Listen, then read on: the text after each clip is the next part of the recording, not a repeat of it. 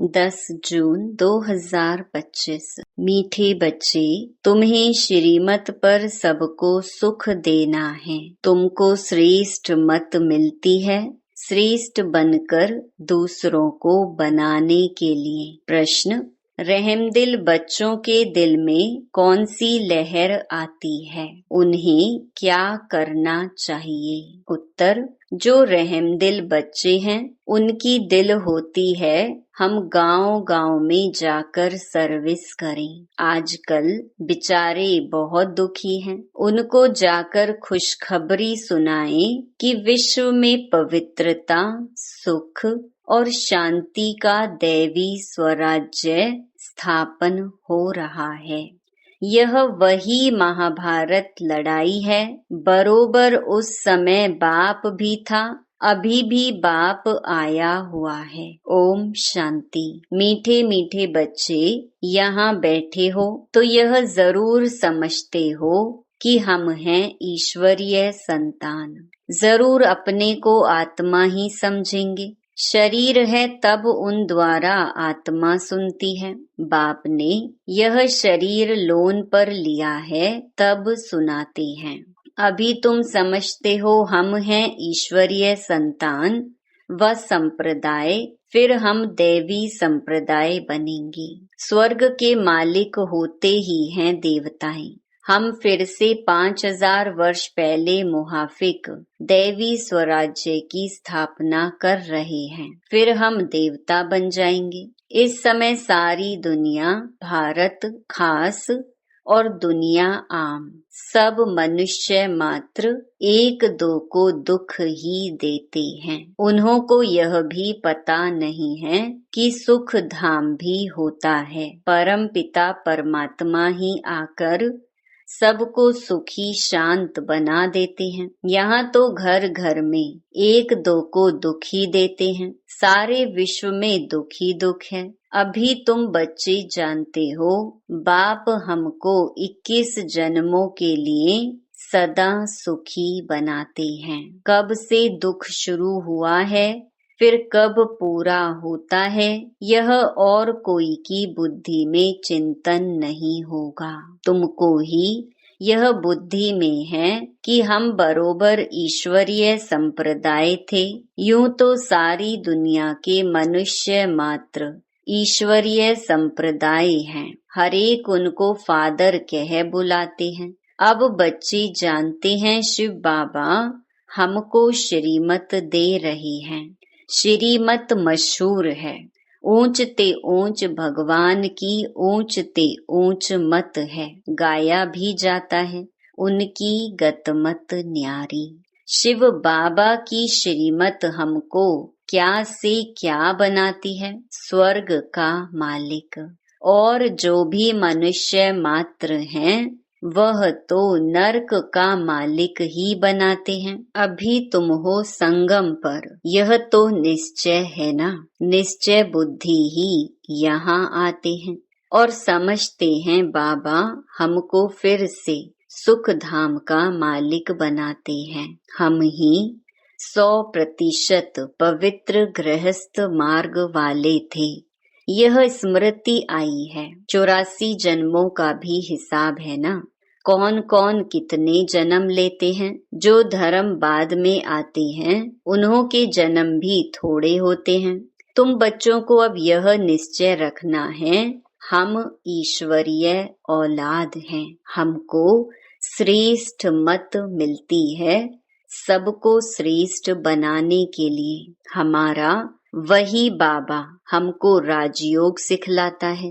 मनुष्य समझते हैं कि वेद शास्त्र आदि सब भगवान से मिलने के रास्ते हैं और भगवान कहते हैं इनसे कोई भी मेरे साथ मिलता नहीं है। मैं ही आता हूँ तब तो मेरी जयंती भी मनाते हैं, परंतु कब और किसके शरीर में आता हूँ यह कोई नहीं जानते सिवाय तुम ब्राह्मणों के। अभी तुम बच्चों को सबको सुख देना है। दुनिया में सब एक दो को दुख देते हैं। वो लोग ये नहीं समझते कि विकार में जाना दुख देना है। अभी तुम जानते हो यह महान दुख है। कुमारी जो पवित्र थी उनको अपवित्र बनाते हैं। नरकवासी बनने के लिए कितना सेरेमनी करते हैं। यहाँ तो ऐसे हंगामे की कोई बात ही नहीं। तुम बड़ा शांति से बैठे हो, सब खुश होते हैं, सारे विश्व को सदा सुखी बनाते हैं। तुम्हारा मान शिव शक्तियों के रूप में है। तुम्हारे आगे लक्ष्मी नारायण का तो कुछ भी मान नहीं, शिव शक्तियों का ही नाम बाला है। क्योंकि जैसे बाप ने सर्विस की है, सबको पवित्र बनाकर सदा सुखी बनाया है, ऐसे तुम भी बाप के मददगार बने हो। इसलिए तुम शक्तियां भारत माताओं की महिमा है।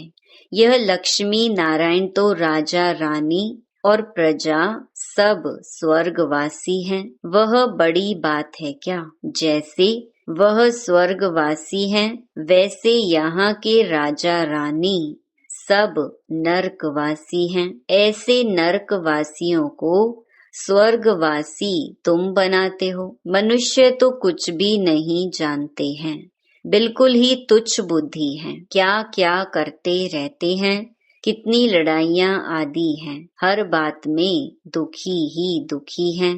सतयुग में हर हालत में सुख ही सुख है।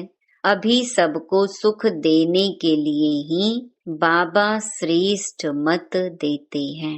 गाते भी हैं श्रीमत भगवानु वाच। श्रीमत मनुष्य वाच नहीं है। सतयुग में देवताओं को मत देने की दरकार ही नहीं।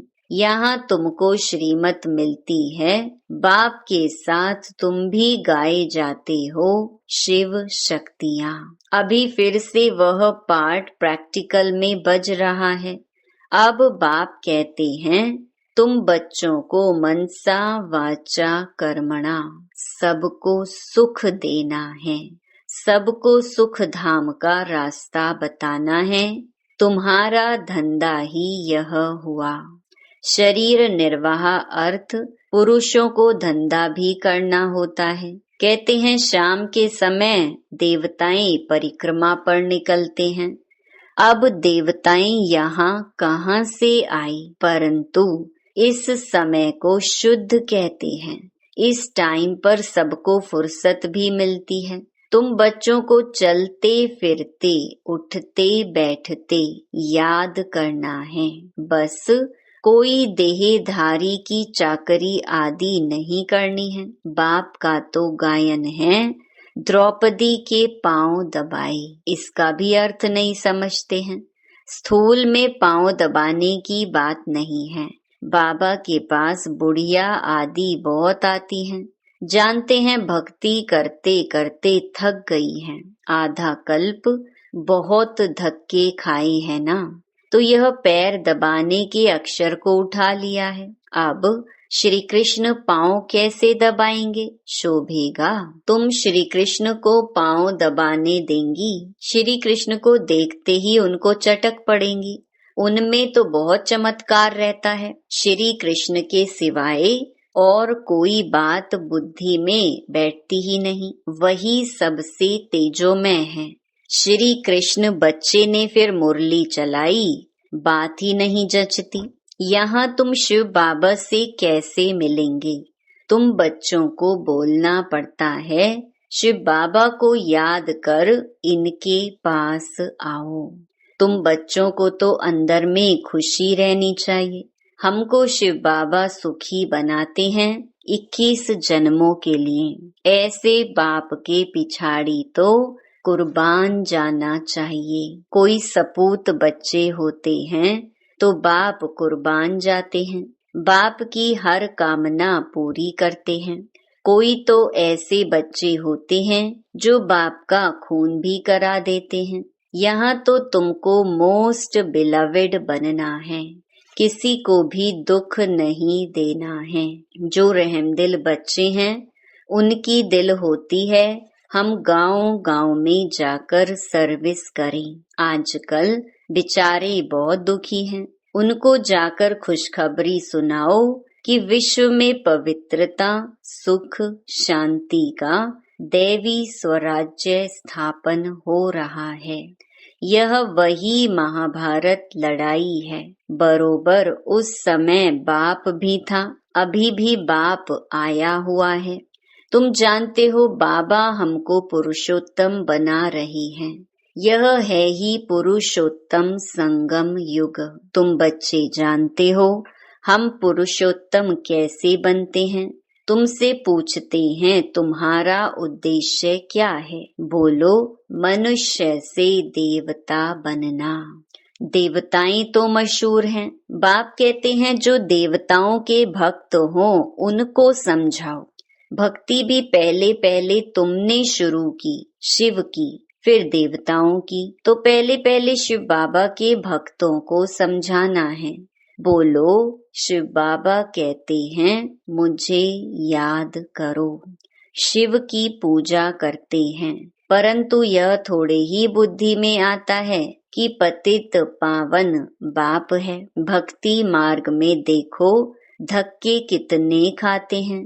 शिवलिंग तो घर में भी रख सकते हैं, उनकी पूजा कर सकते हैं, फिर अमरनाथ, बद्रीनाथ आदि तरफ जाने की क्या दरकार है। परंतु भक्ति मार्ग में मनुष्यों को धक्के जरूर खाने हैं। तुमको उनसे छुड़ाते हैं। तुम हो शिव शक्ति, शिव के बच्चे। तुम बाप से शक्ति लेते हो, वह भी मिलेगी याद से। विकर्म विनाश होंगे। पतित पावन तो बाप है ना, याद से ही तुम विकर्मा जीत पावन बनते हो। सबको यह रास्ता बताना है। तुम अभी राम के बने हो। राम राज्य में है सुख, रावण राज्य में है दुख। भारत में ही सबके चित्र हैं जिनकी इतनी पूजा होती है। ढेर के ढेर मंदिर हैं, कोई हनुमान का पुजारी, कोई किसका। इनको कहा जाता है ब्लाइंड फेथ। अभी तुम जानते हो हम भी ब्लाइंड थे, इनको भी मालूम नहीं था ब्रह्मा विष्णु शंकर कौन है क्या है। जो पूज्य थे वही फिर पुजारी बने। सतयुग में है पूज्य, यहाँ है पुजारी। बाप कितना अच्छी रीति समझाते हैं। तुम जानते हो पूज्य होते ही हैं सतयुग में, यहाँ है पुजारी तो पूजा ही करते हैं। तुम हो शिव शक्तियाँ, अभी तुम ना पुजारी ना पूज्य हो।